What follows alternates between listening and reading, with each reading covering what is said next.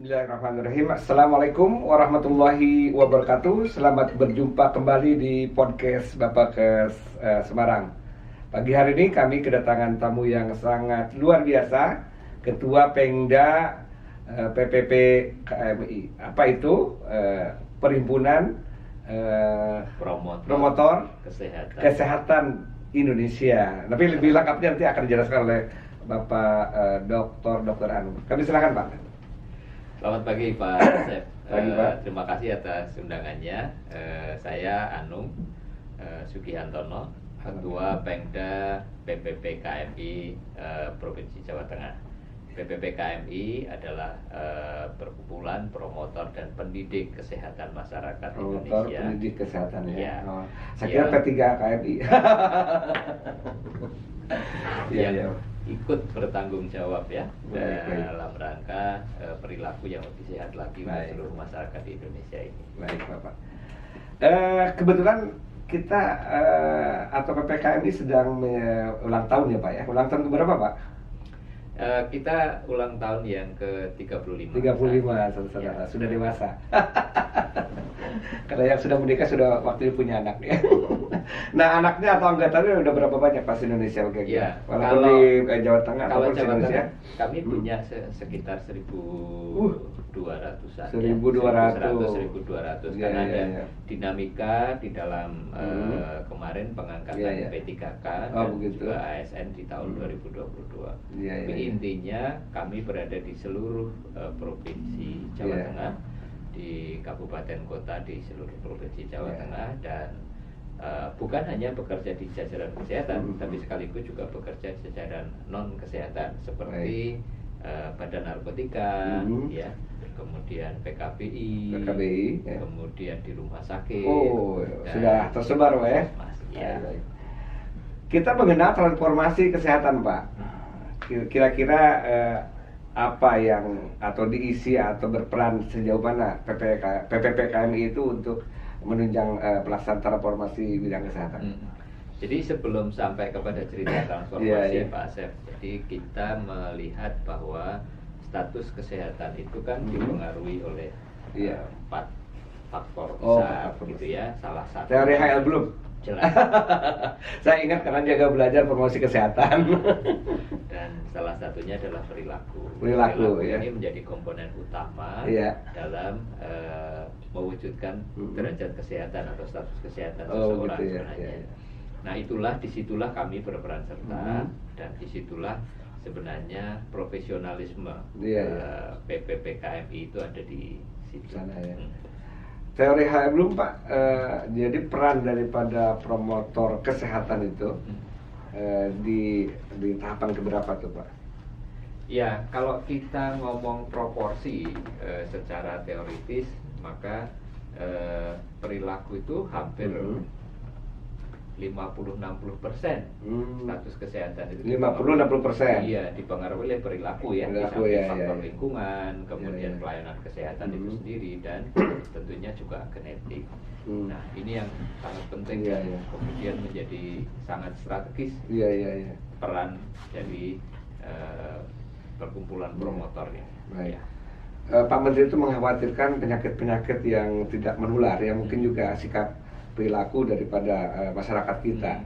Ini peran-peran yang jelas daripada PPPKMI. Ya, kalau kita melihat di pilar nomor 1, ya, pilar nomor 1 transformasi pelayanan primer, Pelayanan primer, dari, ya.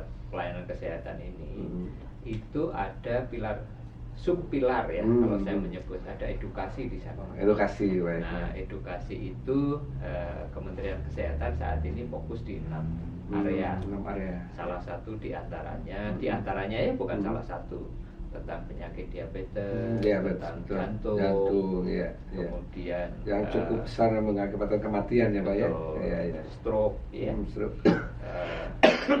Di luar itu ada gerakan masyarakat hidup sehat sebenarnya, dan stunting yang menjadi substansi dari hal itu.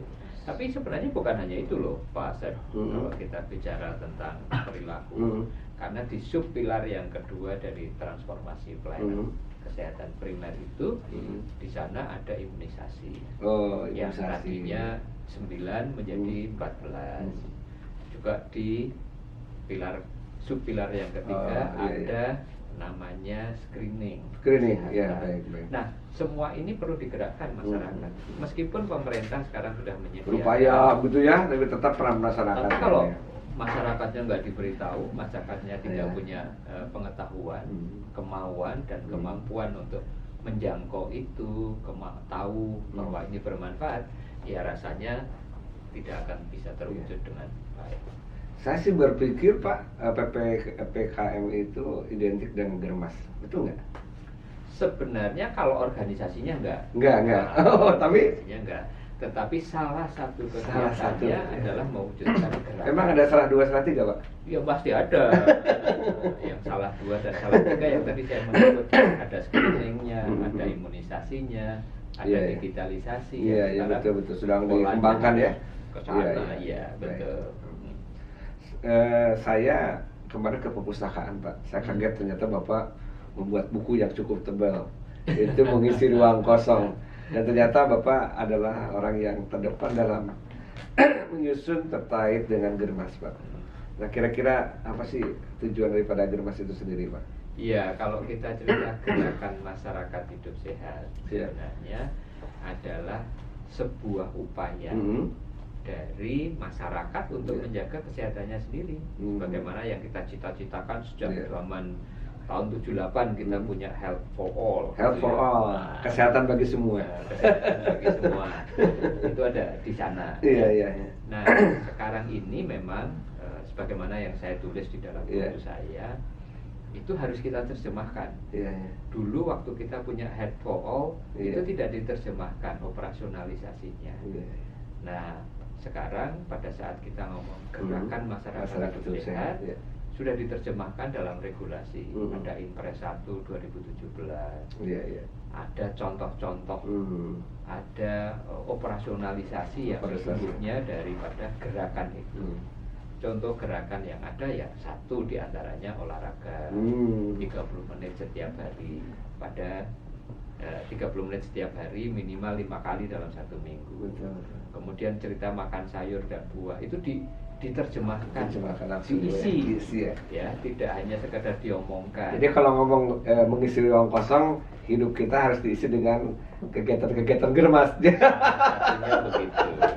Salah satunya begitu. Saya termasuk pengagum Bapak kok, karena Bapak kelihatannya walaupun sudah tanda kutip kemarin sempat punah, kemudian sekarang dosen Pak ya.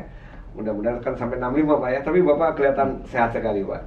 Kiat-kiat apa secara individual dulu nih Pak, supaya masyarakat pun melihat Bapak Dr. Anung sebagai contoh, role model katanya begitu. Kira-kira apa Pak, sehingga Bapak sampai saat ini kelihatannya sehat, hanya dengar-dengar kena COVID sekali. Kalau kena COVID sempat 3 kali. Oh 3 kali? Oh 3 kali malah teman-teman. Iya, kena vaksinnya 4 kali, jadi sudah 7 kali. Oh gitu. Tetapi kalau kemudian kita bicara tentang hidup sehat, memang itu satu Pak, yang paling mendasar itu sebenarnya adalah komitmen. Komitmen dari diri kita sendiri. Komitmen dari kita sendiri dan masyarakat mengaktualisasikannya secara bersama-sama ya. Dan saya ingat betul, saya tulis di dalam buku saya itu, saya pernah diingatkan oleh Bapak Gubernur Jawa Tengah. Iya, waktu itu siapa? Pak Mardianto. Oh, Pak Mardianto. Karena gubernur banyak Pak di Jawa Tengah. Iya. Jadi diingatkan waktu itu Pak Anung, karena waktu itu saya sakit. Iya. Kemudian beliau mengatakan, Pak Anung, tolong jaga kesehatan ya. Kalau sudah sakit, yang repot itu bukan adalah seorang keluarga. Jangan, ingat ya, jangan coba-coba sakit, yang repot keluarga. Kalau yang namanya teman, buah, pada saat kita masih menjabat itu paling lama menaruh perhatian pada kita itu hanya 2 minggu. Iya, 2 minggu. Ya. Hari pertama ngomong ya Pak, mudah-mudahan segera sehat. Hari kedua barangkali masih ngirimi buah. Hari ketiga, tapi kalau sudah 2 minggu lupa. Waduh. Dan kalau kita jadi atasan, kalau Pak Asep juga nanti melihat anak buahnya sakit, sudah lebih dari 3 bulan, pasti terpikir sebaiknya diganti nih orang. Jadi berpengaruh terhadap semua institusi, keluarga dan sebagainya Pak ya. Makanya beliau mengingatkan betul, jaga kesehatan. Jaga kesehatan. Nah sejak itu saya kembali lagi. Dulu saya suka lari, pendek, main basket, main badminton, main pingpong. Setelah sempat menyibukkan diri dan sibuk betul dengan itu, lupa komitmen untuk sehat. Karena udah sehat. Karena merasa semuanya kuat. Nah inilah contoh ya Pak, di mana kita mengubah perilaku itu memang diawali dari niat kita untuk melakukan semacam ini. Betul. Dan kalau itu bisa terjadi, ya insya Allah sampai tua masih tetap sehat. Mati itu pasti Pak. Mati itu pasti. Kulun nafsin dha'iqatul maut. Ini juga peserta ini Pak, peserta kita podcast ini share langsung Pak. Mungkin nanti kita akan lihat-lihat, mungkin ada yang bertanya dan sebagainya ya. Jadi teman-teman sekalian, podcast hari ini ada spesial ya, karena kita juga share langsung ke lewat YouTube. Dan Bapak ke Semarang sudah bisa diperkenankan ya, Mas Garang, Mas Irfan, supaya bisa langsung ya. Oke. Selanjutnya Pak, saya sih pernah ngobrol dengan Bapak terkait dengan COVID ini Pak. Peran daripada seorang tenaga kesehatan dalam melayani, mengobati, bahkan berlawanan dengan orang-orang yang menyebar hoax sebagainya, sehingga Bapak pun juga punya inisiasi dengan HIPHS menyusun buku atau kurikulum modul pelatihan komunikasi resiko. Nah, kira-kira PPKMI di masa COVID itu sejauh mana itu? Karena kan yang terdepan biasanya kan dokter, perawat, tenaga kesehatan lainnya itu lebih di belakangnya katanya. Tapi menurut saya salah satu keberhasilan penanggulangan COVID itu selain perjuangan dokter dan perawat, dan kebetulan saya juga membuat videonya Pak terkait dengan kaum pahlawan tanah air, karena saya melihat teman-teman berjuang dan banyak kematian terutama tahun bulan Juni ya Pak 2021. Yeah.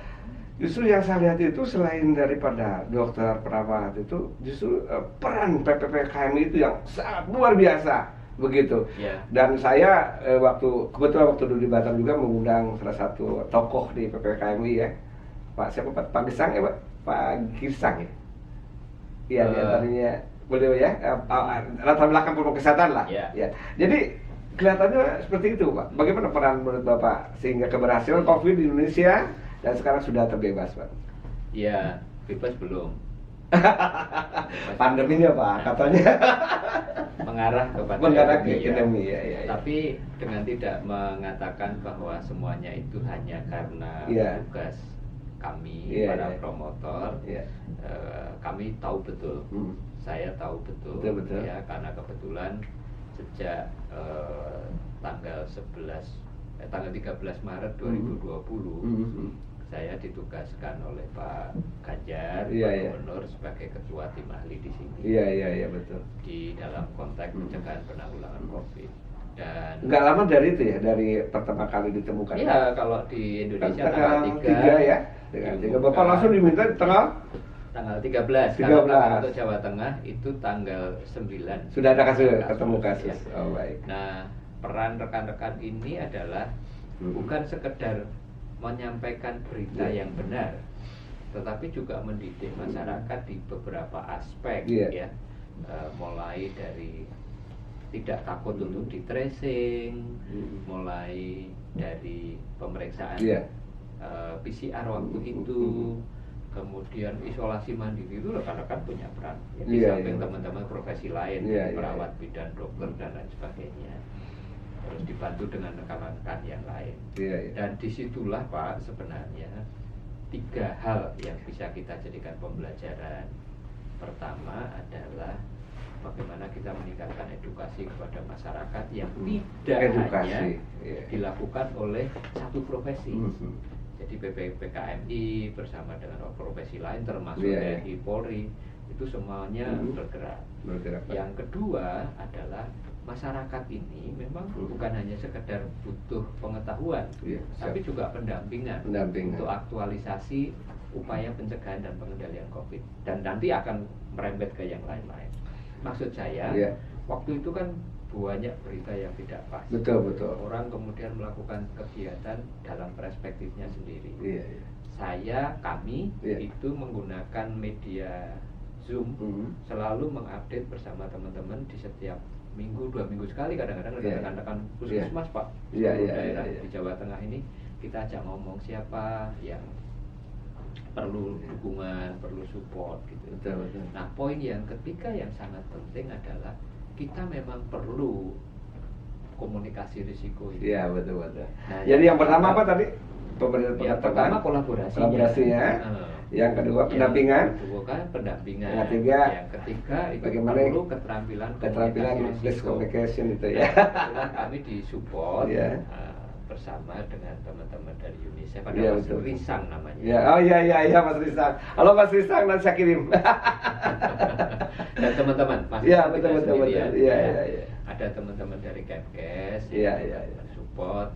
Kami mempunyai forum untuk selalu berdialog dengan rekan-rekan semuanya. Baik. Nah, ini luar biasa Pak. Ini Pak, berakhlak itu ada terakhir itu kolaborasi. Ya. Nah, kolaboratif.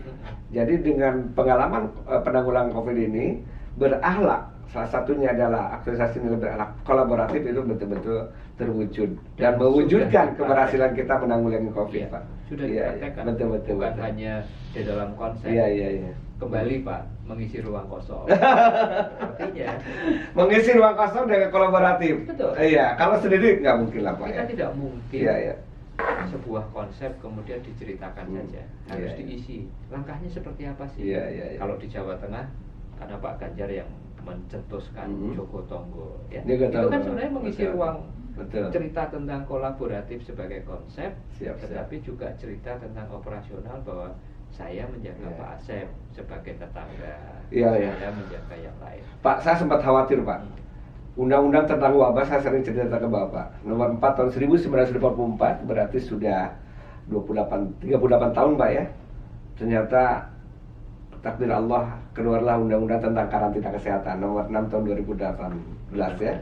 2018. Nah ini secara tidak langsung saya kagum kepada pemerintah seperti itu, tetapi ternyata Bapak salah satu inisiator terwujudnya undang-undang tentang karantina kesehatan yang sebetulnya tidak menyangka ada COVID Pak ya. Kalau tidak ada undang-undang kesehatan, undang-undang karantina kesehatan nomor 6 tahun 2018, walau a'lam bishawab di Indonesia dengan pengaruh komunikasi yang hoax sebagainya yang cukup banyak di dunia maya, kemudian juga pengaruh-pengaruh yang lain termasuk politik.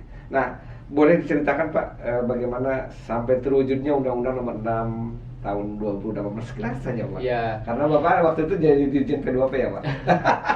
Sebenarnya undang-undang itu sudah diinisiasi cukup lama. Iya. Diinisiasi cukup lama dan waktu itu saya jadi Direktur Jenderal 2018. Undang-undang itu sudah macet lebih dari 4 tahun. 4 tahun bayangin membuat undang-undang, makanya teman-teman ya harus menghargai undang-undang yang sudah terwujud. 4 tahun ini. Kata kuncinya ternyata yang Bapak tadi sebutkan. Kolaboratif. Karena begitu saya dipertugaskan oleh Ibu Menteri Kesehatan waktu itu berkomunikasi dengan teman-teman Biro Hukum dan Badan Legislasi yang ada di DPR, kita mulai kolaborasi, siapa menyuarakan apa dan mendiskusikan apa. Dimulai dari hal-hal kecil Pak. Jadi awal itu start small, think big. Wah, ke depan. Itu ada sekitar 280-an DIN dapat implementasi masalah ya. Konsep perundangan. Iya, karena kan memang setiap membuat undang-undang itu kita harus membuat DIM tuh, ya. Nah, dari situ kemudian kami pilih mana yang sifatnya tekstual saja tanpa memaknai arti, mana yang sifatnya adalah substansial. Iya. Ternyata setelah kita pilah-pilah ya bisa kita selesaikan karena dengan kolaborasi yang sifatnya tekstual kami mengundang pusat bahasa untuk menjelaskan. Iya. Yang sifatnya konseptual betul. kita diskusikan dengan rekan-rekan di Baler. Enggak, bahasa perlu sekali Pak. Dulu kan mengenal ayat-ayat merokok. Betul ya. Dan kebetulan lagi sebagian dari teman-teman balik itu adalah mantan-mantan anggota DPR yang dulu di Jawa Tengah. Oh, sehingga pas kolaborasinya enak dong ya, enak-enak dong. Bisa kita selesaikan dalam waktu hanya 2 bulan. Iya iya. Saya tuh Pak kalau ini ke rumah makan, dan rumah makan Padang lah, suka ngomong DPR, jangan pakai lama. Jadi teman-teman, Bapak Ibu sekalian yang saya hormati, ya alhamdulillah kita bertemu dengan orang hebat yang juga bagaimana penanggulangan COVID berhasil, diantaranya adalah adanya undang-undang. Dengan undang-undang kita akan bisa melaksanakan upaya-upaya ya pembangunan, termasuk di dalam upaya pencegahan terjadinya pandemi dan sebagainya. Pak Anung, mungkin bisa dijelaskan kembali ke PPKMI. Sekarang di Jakarta ketuanya siapa Pak? Ketuanya adalah Ibu Dr. Andarita. Bu Rita, tidak saya Pak. Iya. Iya ya Pak. Jadi anggota Indonesia kalau Jawa Tengah sekitar 1000-an ya. Berarti kalau dikali mungkin cukup banyak juga ya. Cukup banyak, ya. Cukup banyak. Sekitar 30 ribuan ya, sekarang. Ya. Memang Jawa Tengah termasuk yang banyak. Ya, di samping daerahnya Pak Asep di Jawa Barat. Jawa Timur tidak terlalu, tapi teman-teman di Sulawesi juga cukup. Ada 30 tenaga kesehatan yang terhimpun dan harus menjadi tenaga jabatan fungsional. Iya.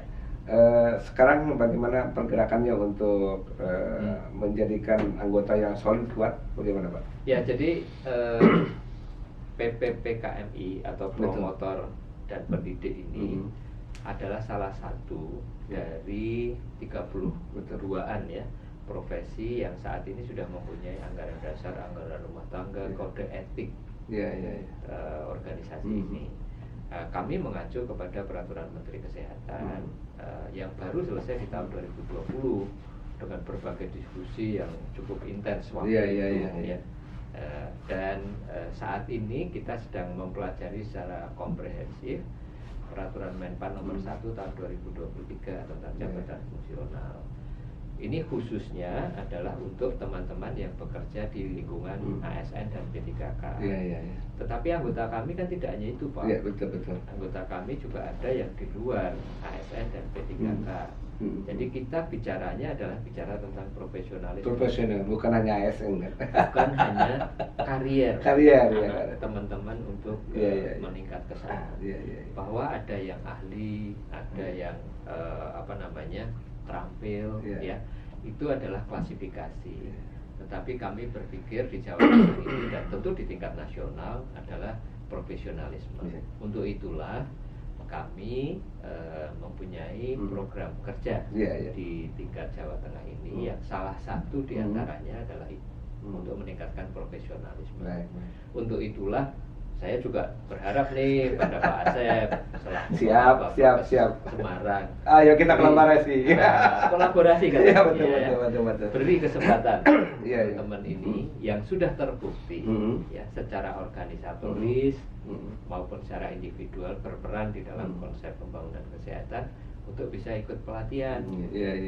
Syukur pendidikan. Siap. Syukur pendidikan. Saya ingat Pak, ketika promosi kesehatan itu menjadi salah satu pilar. Waktu itu Pak Sekjennya Pak Untung saya ingat. Jadi ketika mau mengembangkan promosi kesehatan itu, beliau berharap atau mungkin menjadi salah satu harapan yang cukup besar bagaimana mempengaruhi kebijakan lewat DPR. Karena di sanalah akan terjadi sebuah ini dengan pemerintah, karena legislatif Pak ya, eksekutif, yudikatif itu lay di dalam negara demokrasi harus saling menguatkan. Dan pesan Pak Untung waktu itu, menuju Pak Untung menjadi advokator kepada para pengambil kebijakan sehingga terdepan. Kalau dia kepala dinas, orang promotor lebih bagus lagi. Kalau dia bukan kepala dinas, menjadi pendukung utama kepala dinas dalam rangka menyampaikan program-program kesehatan ke DPR, DPRD. Begitu Pak. Bagaimana Pak itu Pak? Ya memang. Salah satu pendekatan atau strategi di dalam pelaksanaan promosi kesehatan adalah memberikan advokasi. Tetapi advokasi itu harus konkret, mendasarkan evidence. Evidence kita adalah perilaku, bukan evidence yang lain gitu ya. Artinya Pak Asep nih misalkan gitu. Di sini belum membuat sebuah kebijakan tanpa rokok misalkan gitu ya. Nah, itu kita harus buktikan betul. Bahwa bukti-bukti kalau merokok itu merugikan tuh ada.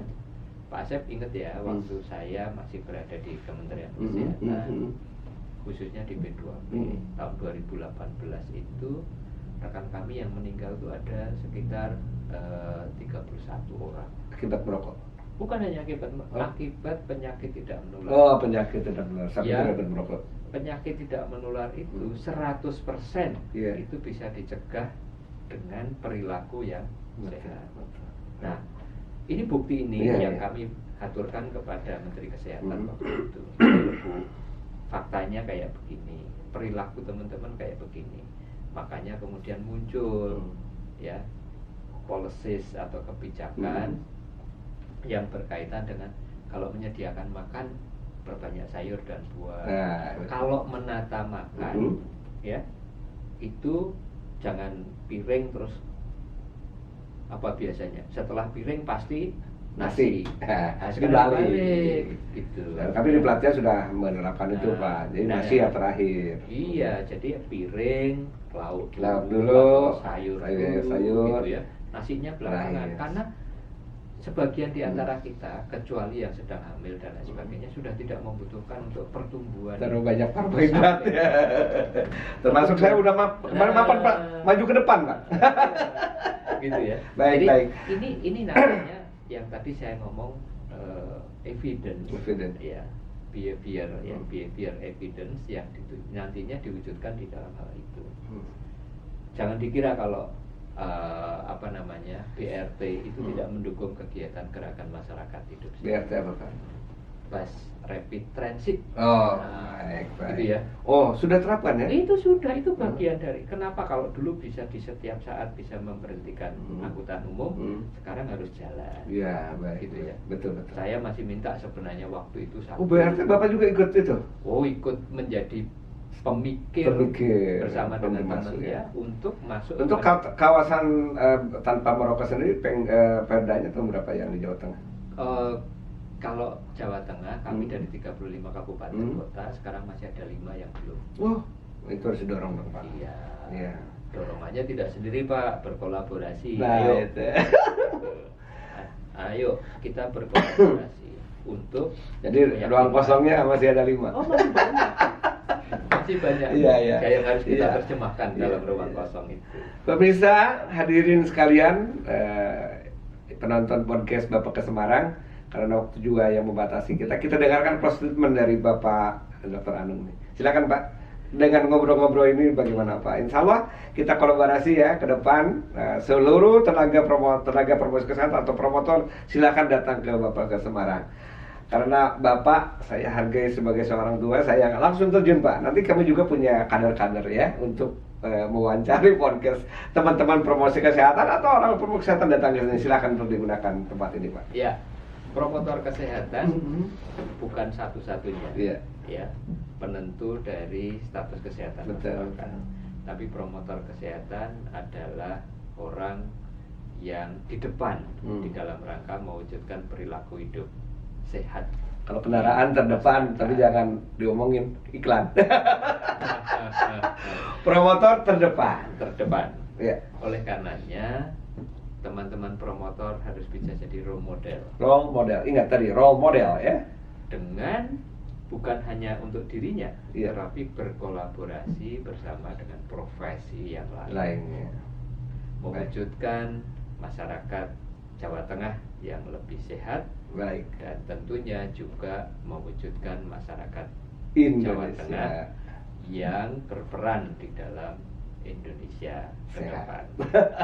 Baik, demikian wawancara atau podcast dengan Bapak Dr. Anung selaku Ketua Pengda PPP KMI ya. Aduh, suka lupa karena ingat lebih baik P3 KMI lah gitu. Tapi begitulah adanya. Dan mudah-mudahan podcast ini bermanfaat buat kita semua. Selamat berjumpa kembali di podcast Bapak ke Semarang. Assalamualaikum warahmatullahi wabarakatuh. Waalaikumsalam. Terima kasih Bapak. Terima kasih.